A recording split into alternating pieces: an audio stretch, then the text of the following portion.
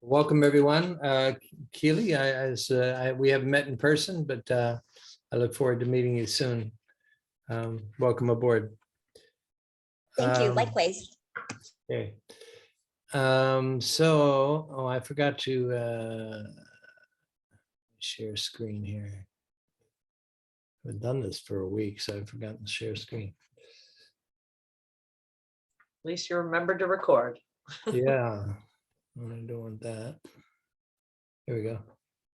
Can you see the RPA? Yes. Okay.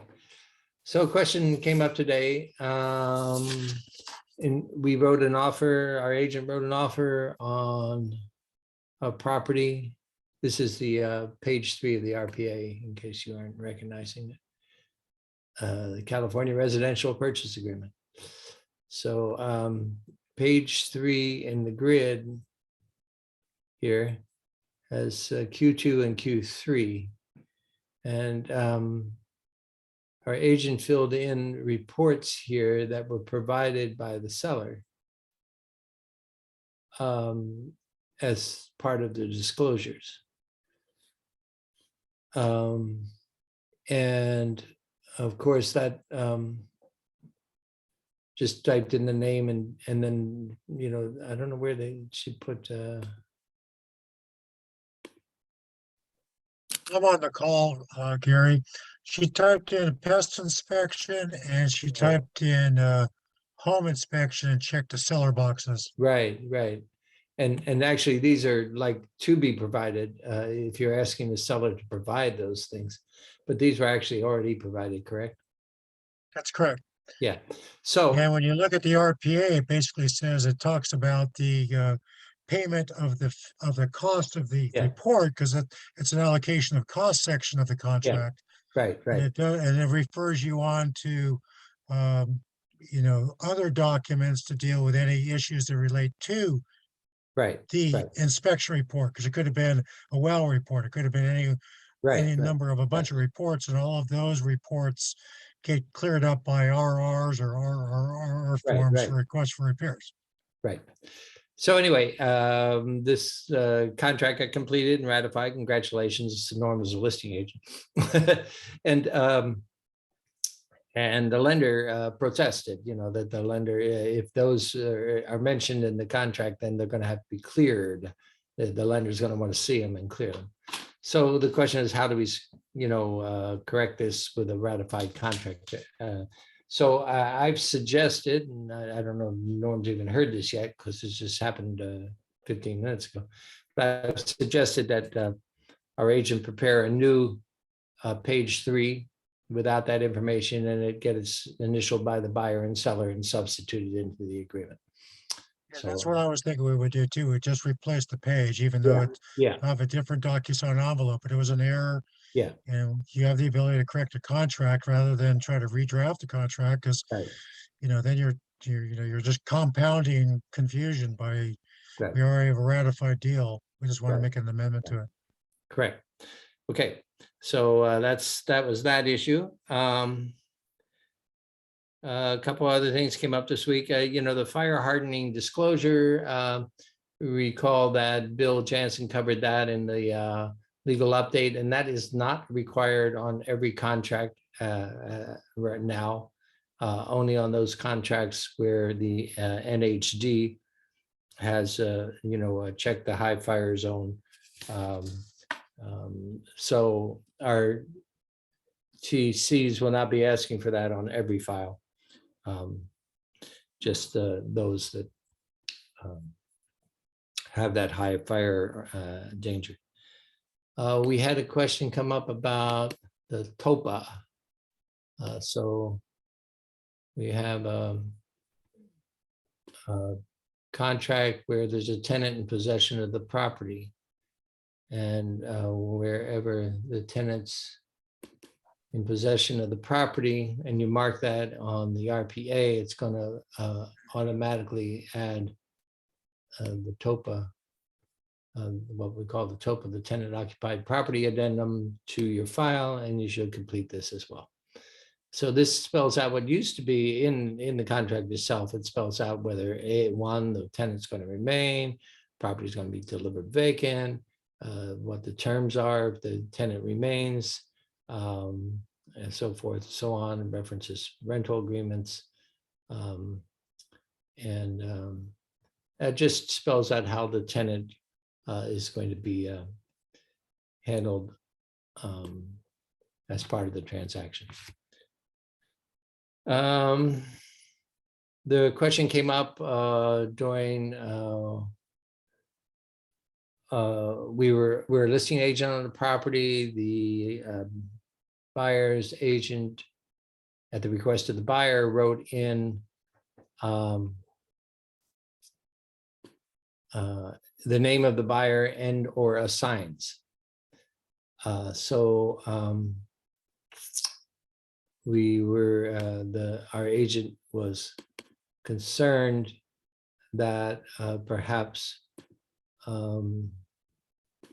this triggered some automatic assignment that the seller might not be happy with. But even though, going back to the RPA here, even though up here in the title part, it says the offer is from John's LLC, JBCC, or signs, it really doesn't change anything.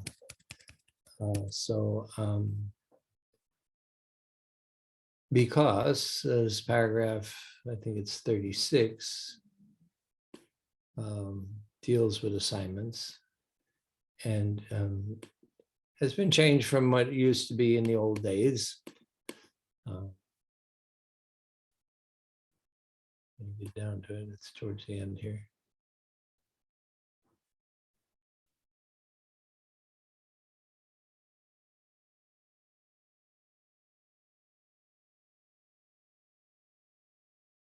Assignment 23, sorry. Buyer shall have the right to assign all of buyer's interest in the agreement to buyer's own trust or to any wholly owned entity of the buyer that it is in existence at the time of such assignments. So that's a forgiven, that's a given. So if they're going to assign it to their own personal trust or LLC or something, that's already done. Otherwise, buyer shall not assign all or any part of this buyer's interest in this agreement without first having obtained the separate written consent of the seller to a specified assignee. So even though they put or assignee in the top there, it doesn't strike this paragraph 23. So that paragraph still applies, and the buyer, if they do want to assign it, would have to request the seller's approval. It's an interesting situation because I've had it come up, maybe some of you have also, where the seller says, I'm going to put the house for sale, but I don't want the neighbor to buy it. Right? Anyone had that circumstance? I'll sell it to anybody, but I won't sell it to the neighbor because the neighbor's a jerk and I don't like him. So, and what do we say? We say we can't exclude, the neighbor from the contract, the listing agreement, that if the neighbor makes an offer, we're obligated legally to present it. And you're going to have to figure out how to deal with it by speaking to a qualified California real estate attorney, how you can avoid selling it to your neighbor. So there's really nothing we can do about that. There was a question that came up where the property, it's a land, it's a parcel of land. And when our client, the now seller, bought it, they bought it from a party. The seller at that time carried back a note. So it was seller financing when our buyer or our client bought it, and now our client's going to sell it with this seller financing still in place. Well, it turns out that the land hasn't gone up in value very much. In fact, it's gone down in value. And to sell it, they had to reduce the price below what the original deed of trust and note on deed of trust is on the property from the original seller. So, you know, our agent and the buyer, the current owner, talked to the note holder, and the note holder was agreeable to reducing the amount of his note so that the property could be sold and he could be paid off. So that's a good thing. And the question came up, well, how do we do that, accomplish that? So the answer, short answer, is a note modification that the note holder would have a note modification prepared and submit that to the title company. It might work where and I told the agent to check with the title company, because it might work where the seller agreed to a demand, you know, submitted a demand to escrow for the amount they need to be paid and to pay off the loan, and submitted at a lesser amount than the principal, and that the title company might, the escrow company might accept that and say, okay, you know, here's your payoff documents, here's your money. And that might be just that the demand would be less in escrow. The other way would be to do it with a note modification. We had a property come up this week where the seller needs to find a replacement property. So, of course, there's a form for that, right? So if you're representing a seller who needs to find a replacement property, let's go back and find this form. I think it's referenced in the RPA itself, and it references that this form will be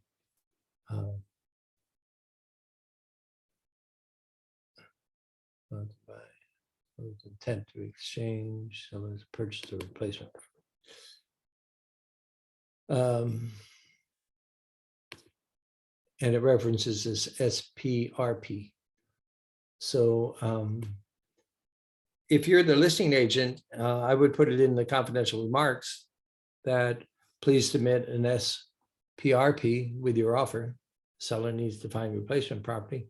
And then if you're representing a buyer who's going to buy that property, I would certainly have a conversation with the listing agent about, okay, what kind of terms do you want in this SPRP? Because you have to fill in some blanks here. It's the default is 17 days. It says is 17 going to be adequate? Are there other terms that need to be covered here? And it's a relatively short form and simple form, but we need to complete it and fill it out.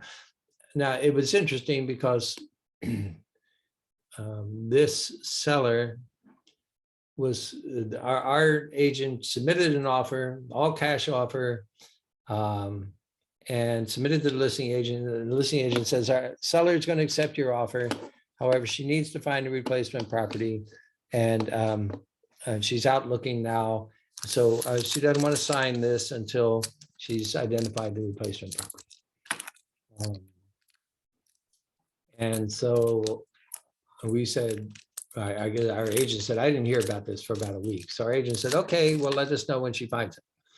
Well, in the meantime, you know, she's not signing the contract, and our buyer is out there flapping in the wind. You know, we call our buyer and say, hey, oh, great, the seller's going to accept your offer.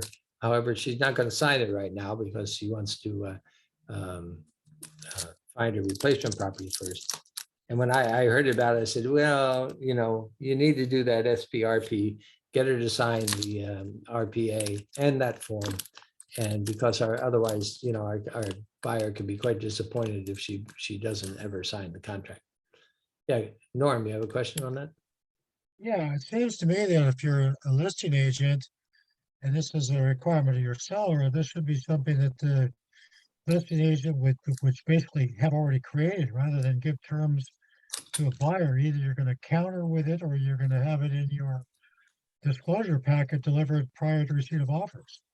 Because when you kind of, if you're taking offers on a property and you know your seller has to fund a replacement, wouldn't you be the most likely person to come up with a way to do that?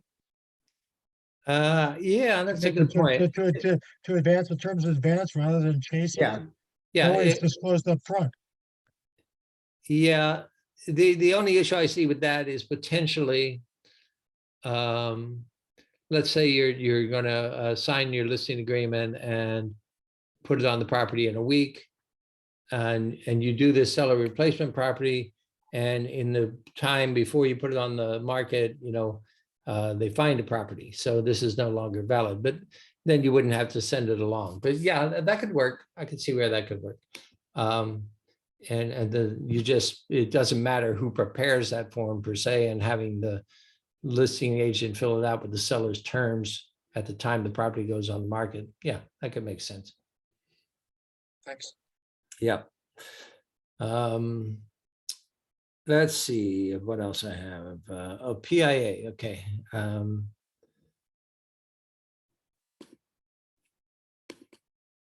So I forget what the PIA is. It's been a week since I talked about it.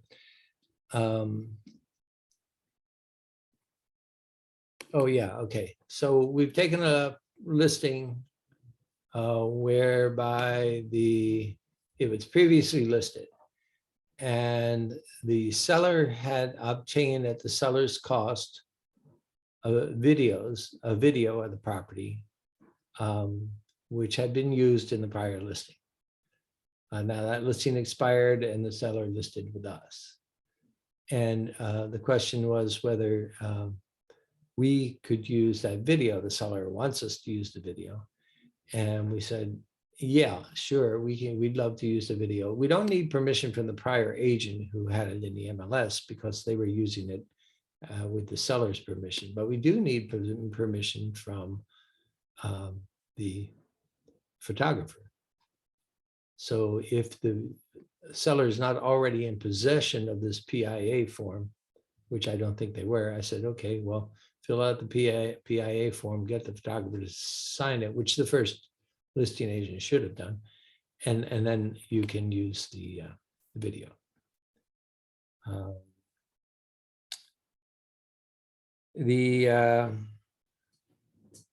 We've had an instance come up where I'm not quite sure why, but the buyer wanted to get the terms of the agreement all kind of agreed to before actually preparing a contract. So that, typically we get the buyer and we fill out the RPA for the buyer signs the RPA, we submit it with the terms that the buyer wants. This particular buyer, whether she has a commercial background or whatever, they wanted to have all the terms negotiated before and agreed to before they sign the RPA. So we, in the commercial world, as Norm knows, he worked in that world for many, many years, we very commonly use what's called a letter of intent.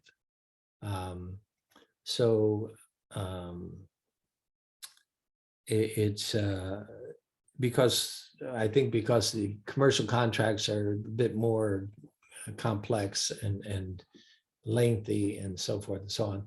It's nice to have and the letter of intent spells out certain things that the buyer is going to do before they enter into the contract. So they're going to verify this and verify that, rental income, blah, blah, blah. So anyway, we do use letters of intent quite frequently on the commercial side of the business, but pretty rarely, very rarely on the residential side. Doesn't mean we can't. And what we did in this case is we took an existing letter of intent form that we've used in a commercial transaction. We adapted it to the residential transaction, and then we moved ahead. So if you are, in that situation, let us know, let Randy or me know, because we have access to these letters of intents that we've used in other transactions and can adapt them for those purposes. We don't want to start from scratch and write an LOI or a letter of intent from scratch. It goes along with my, let's see, my real dislike for creative writing in the real estate business. So when you get into a complex addendum, or you get into something new that we haven't worked with before, like an LOI, call us, because we always have the ability to take that to Bill Jansen to review before we put it out with the parties. Amy asked to clarify the PIA is due when the seller pays or has paid for photos and videos. Yeah, well, it can be used to, Amy, where the agent pays and the agent wants the right to continue to use those photos. So I think the form, let me see if the form allows for an agent to sign them.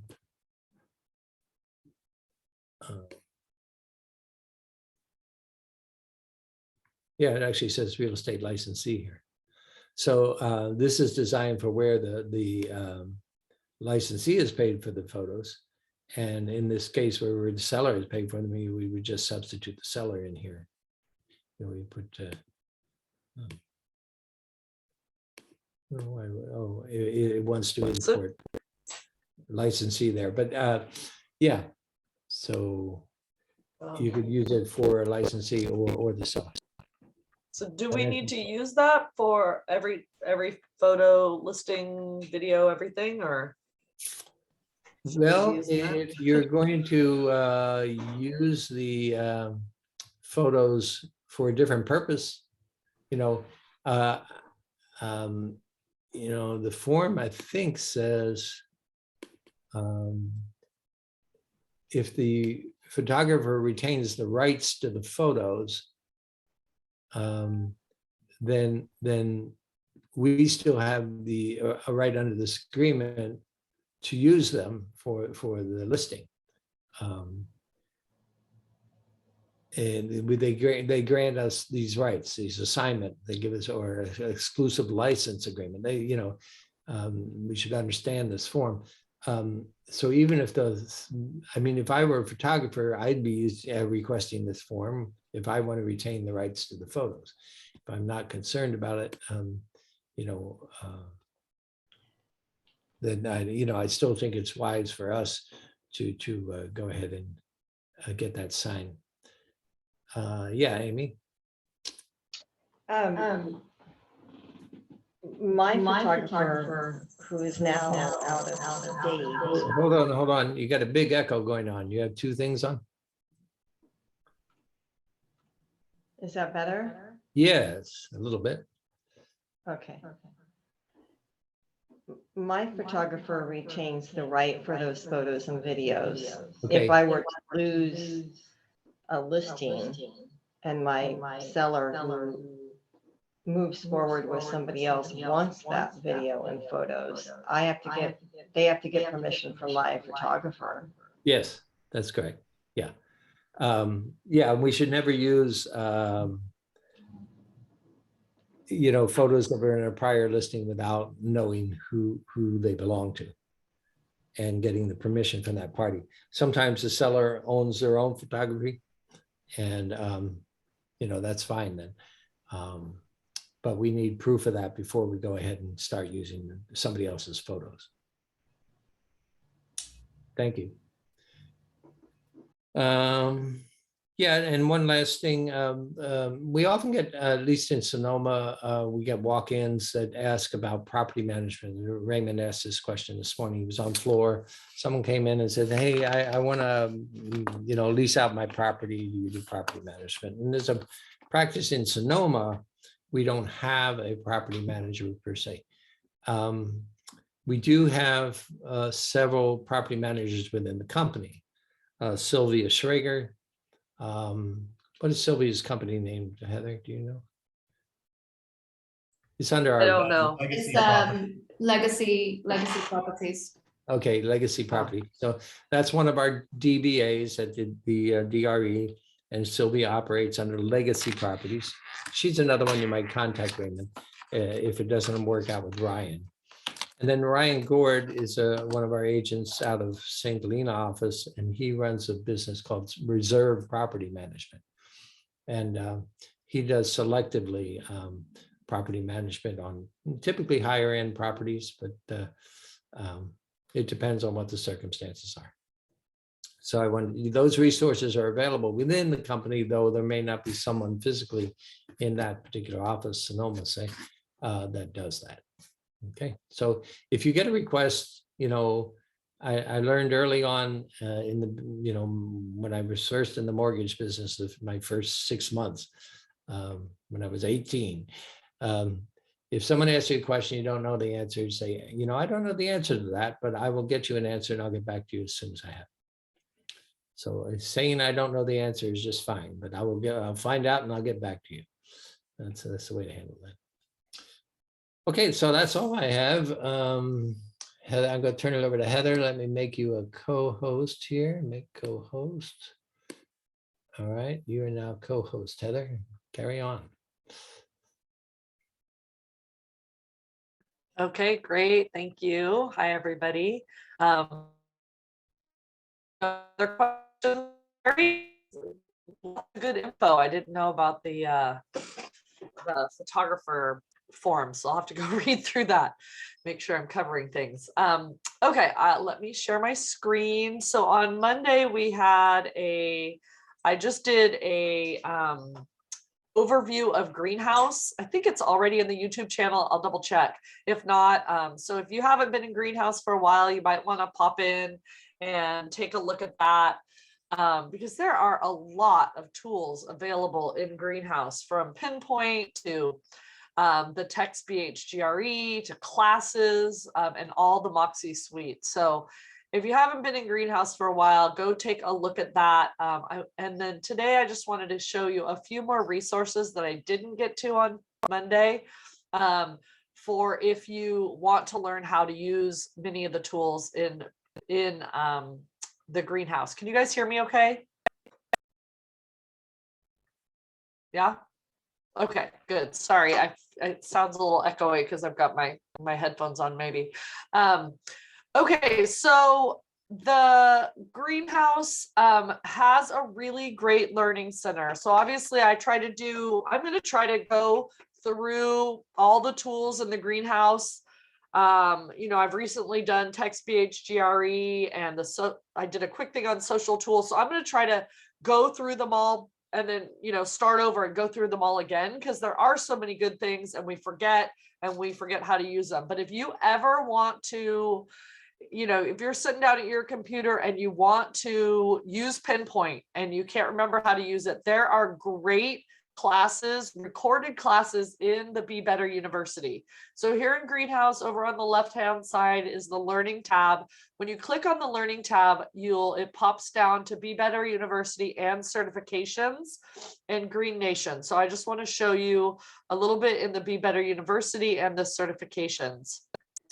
So once you've got that open, you just click on Be Better University, and mine looks a little different because I have some non-agent stuff, but if it pops up ever. There are both live classes. So there's classes like the Grow and what are the other ones called? Prosper and Thrive. Those are really great classes. They're 6 weeks long, where you meet 3 times a week. And I'll tell you, if you go through all the way through one of those, it will seriously boost your business. You will boost your business a ton. They're really, really useful. They just kind of get you motivated, right? Keep you going, that kind of accountability. So you're checking in 3 times a week and give you action items to keep building your business. Goodness, this is slow. I thought it'd be good to show you actually from login, but it's not. I don't know why my computer has been so slow right now. So there are all those live classes. You just log in, you register for those, and then they send you a Zoom link. But then there's also a ton of recorded classes, which are not coming up. Don't know why it's taking so long. I swear my internet goes wonky every time there's like moisture outside, every time it rains. All right, I'm gonna try just doing it over because it's taking so long. Let's see. Hopefully that just doesn't make it worse, right? And then I'll close down a bunch of stuff, make sure I'm not got anything else open that I don't need. Does anybody else have Greenhouse they want to share? Oh, now it's asking me to read. Oh no, that's something totally different. All right, let me go back over to Greenhouse. There we go. Let's see if it ever, nope, never signed in on the Be Better University. I'm just going to try again. Let's see if we can make it work.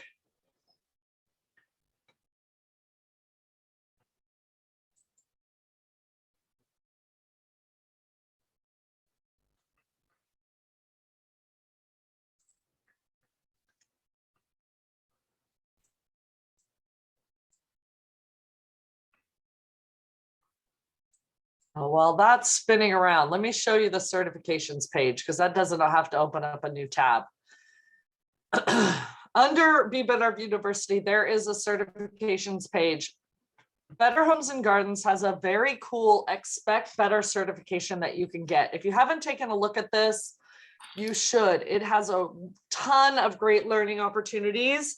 And once you go through all of them, it's not super time consuming, but once you go through all of them, you get this Expect Better Promise certification, and you can use that on all your marketing materials, showing that that you've taken extra classes and you kind of elevated yourself to a higher level.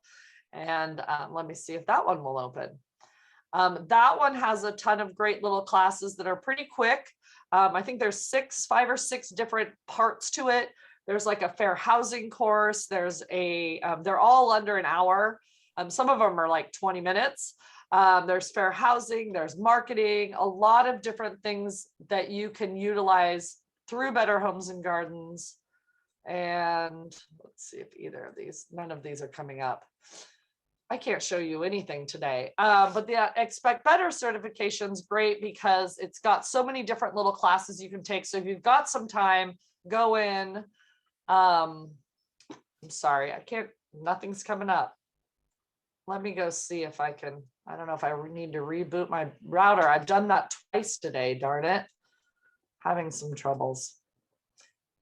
Yeah, I can't show you guys anything. Very frustrating. It's loading, but nothing's there. Would anyone else like to pop into Be Better University and they could share it and show, or should I just talk a little bit and tell you about it? I think if you walk us through it, maybe even without the whatever screen you can get on, that shows us the initial steps. Yeah, it's just, this one here is where you start for that Expect Better certification. And like I said, when you click into this, there's just I think it's 5 chapters, and you just pop into those, click on those, and you go in, and there's little videos recorded. One thing is a blog, and it covers things like I said, fair housing. There's a really nice course on staging, helping your clients set their homes up for sale. There is trying to think of all the different parts to it. I was just looking at it again this morning, but it's a nice little overview of a lot of great information that can help you. Oh, there's a really nice listing presentation preparation in there. There's also, when you are on the main recorded courses, there's a great listing presentation, beginning listing presentation course in there. So if you're working on that, you might check that out as well. I can't get in there to show you guys though, I'm sorry. I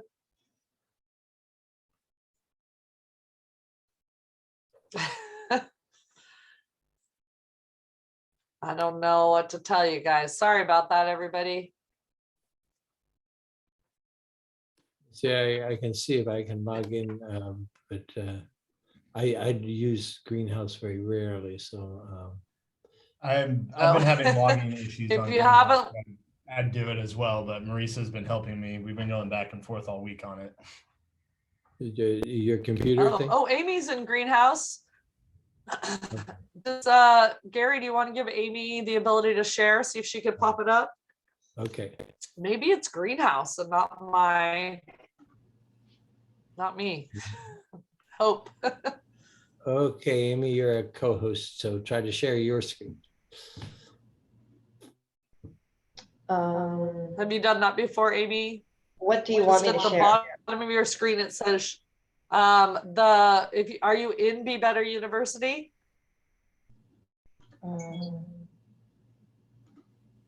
Yes. If you could share the Be Better University screen or yeah. How do I share? Down at the bottom of all the On the photos, bottom. there's a share screen button.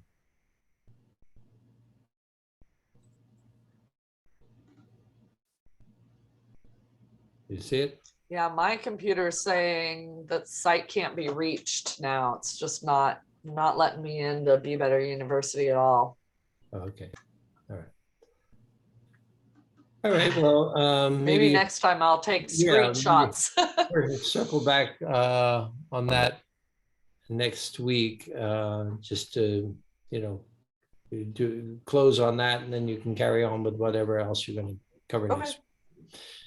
Anybody else have a Yeah, you bet. I'll do that. contract or tech question that we can cover today? Actually, yeah, I do have a question.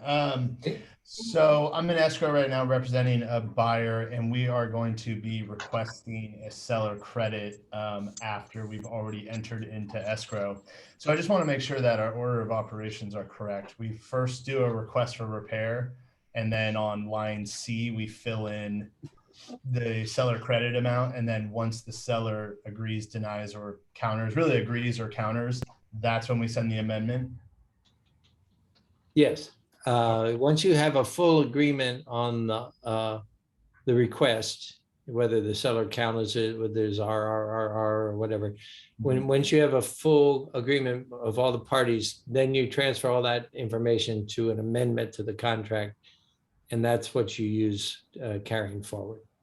Perfect. Just wanted to make sure we were taking the right steps. Yeah. Thank you. Right. Good. Anybody else? All right, well, I'll get to go to dinner a little earlier here. Let's see. I actually just got into, I did get into in there. Go ahead, Amy. Amy had a question on 3A of the RLA. So let me pull, I had closed. Yeah, go ahead. Why don't you go ahead, Heather, and I'll pull up in the background. I'll pull up that form. Oh, okay. All right, let me pull that up. See, now that you guys can see this, I don't know why it took so long.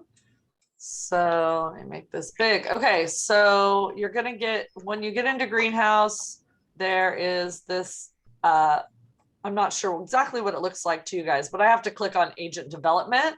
And then from there is this learning library search and video library.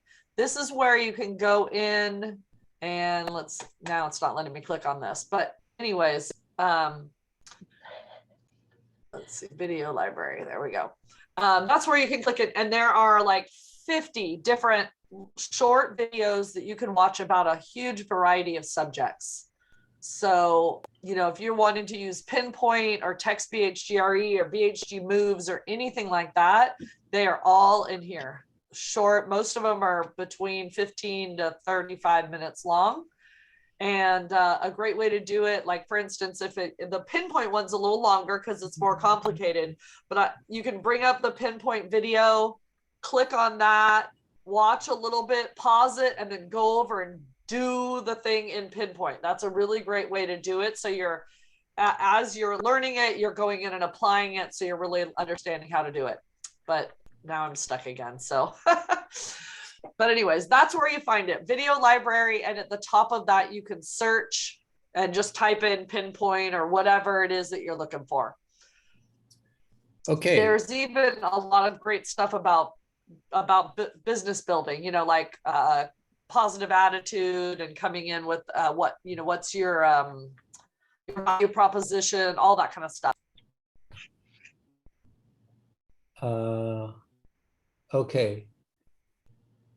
Let me, yeah, Mariah, I see your notes, so I'll cover that too. So let's go here to, this is the residential listing agreement, the RLA. And Amy had a question about number 3. 3A, 1, 2, or 3. So is there a specific question, Amy? Just wanting clarification. Okay. So 3A says that the seller is going to pay us. And it says the percent and or the amount, dollar amount. And then numbers 1, 2, and 3 tell us when and under what circumstances the seller is going to pay us. So So 3A, item 2. huh? So item 2. Item 2, yes, okay, we deal with item 2 quite often. 3A2. So if within 90 days, and what I have in this particular form, calendar days, that is, after the end of the listing period or an extension, or after any cancellation of the agreement, unless otherwise agreed, seller enters into a contract to sell, convey, lease, or otherwise transfer the property to anyone known as the prospective buyer, or that person's related entity, and then we're identifying the prospective buyer. 1, who physically entered and was shown the property during the listing period or any extension by the broker or a cooperating broker. So this is a reason to keep lists of names of people who came into your property. Or 2, for whom broker or any cooperating broker submitted to seller a signed written offer, blah, blah, blah, blah. And shall have no obligation. Yeah, so those are the 2, 1 or 2. However, then it says the seller shall have no obligation under paragraph 3A2 unless not later than the end of the listing period or any extension or cancellation, broker has given the seller a written notice of the names of such prospective buyers. So your buyer, you know, your listing's coming up for expiration. You've had, you know, a number of interested parties, but none of them pulled the trigger to buy the property. You want the protection. If you have added a number of days in this, it's not valid unless you put in a number of days. And then give the seller a list of those names, the prospective buyers, not later than the end of the listing period. So let's say the listing expires at midnight on June 1st. You give them a list on May 31st. And then you're protected if any of those people, prospective buyers, buy the property during that time period. And, you know, we had this happen. Eric Rothwell's on the call. He had a long-term listing. He had I don't know, 60 or 90 days protection. And on the 59th day of that 60 days, buyer came in who had already was protected, wrote an offer, and Eric took it to the seller, and Eric was reinstated, basically, as the listing agent for that particular buyer. He was also representing the buyer in that case, but so he was protected and got paid as the listing agent as well as the buyer's agent because he had that clause executed. Does that kind of answer your question, Amy, on that? I don't know the buyers, but I have a list of all the agents that showed the property. That won't help you. No, they aren't prospective The buyers. agents aren't sharing the names of their buyers. Well, you would know a buyer who, you know, has been to the property more than once, you know, has asked questions about it, you know, you aren't going to put a list every buyer that comes to an open house that's down as prospective buyers, but you would want to list those that showed interest and might have had an interest. So if, let's say one of these cooperating agents is identified, had called you several times. Oh, my buyer is very interested. I just, they need to do something to get ready to buy, and they need to get a loan, but you've gotten that word that they're very interested.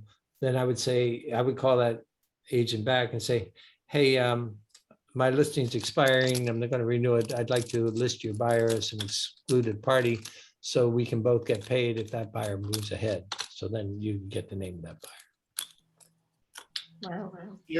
Gary, that's exactly what I did on that listing I had. Was there were two buyers that were interested that had agents, and I contacted the agents, gave them the overview of the situation, and they gave me the buyers' names, which I then put on the list. And there was another point I had. And then the other caveat there was the seller had relisted the property in that 90-day period when it was off the market. He went ahead and relisted the property. I became aware of who that agent was, and I called that agent and said, there's exclusions. And one of the exclusions is interested. So I just need to let you know that you may not get to the finish line here because I may get there first. Right. Okay.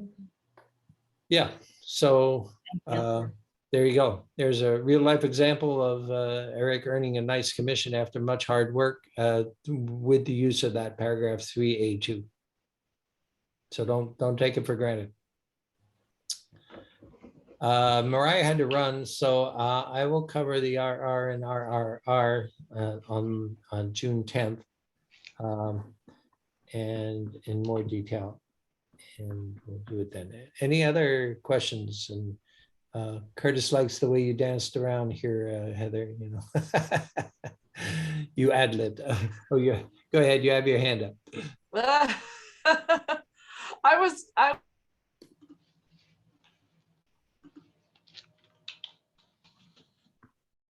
Now you froze, I think.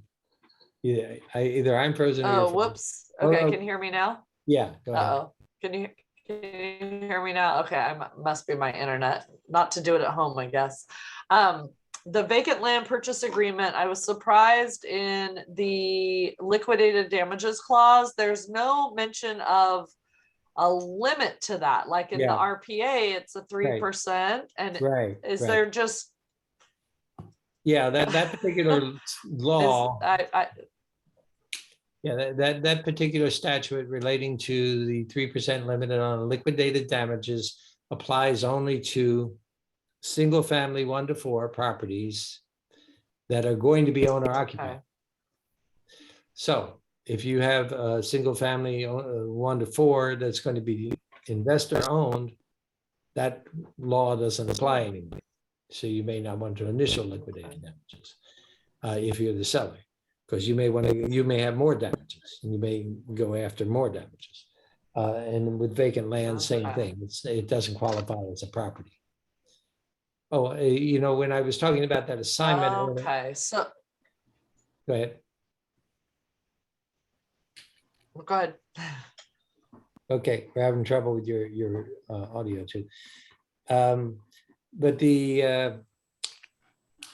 VLPA, the vacant land purchase agreement, also has that assignment language that I was talking about earlier. That's in the RPA. So the buyer has the right to assign their vacant land purchase agreement subject to the seller's approval in that paragraph. All right. Thanks. I think we got anything else? Did you close your land deal, Rob? No, it is still pending? We are day 51 of our 14-day escrow. Oh my gosh.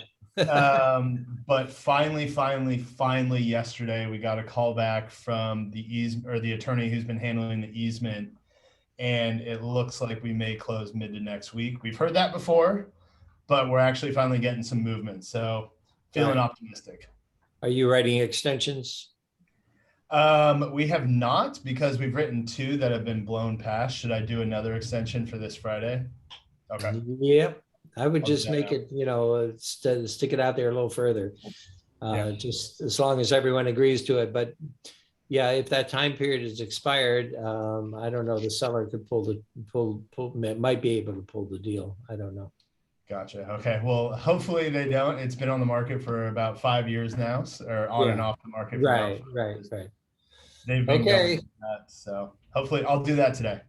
All right. When I check in with you on June 10th, I want to know that it's closed.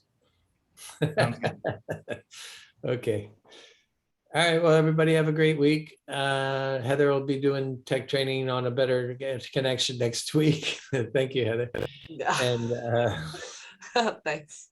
we'll talk to you all later. I am in touch via email and text if you have a transaction issue. So be in touch. Thanks a bunch. See you all later. Bye. Have fun in Scotland. Bye, everybody.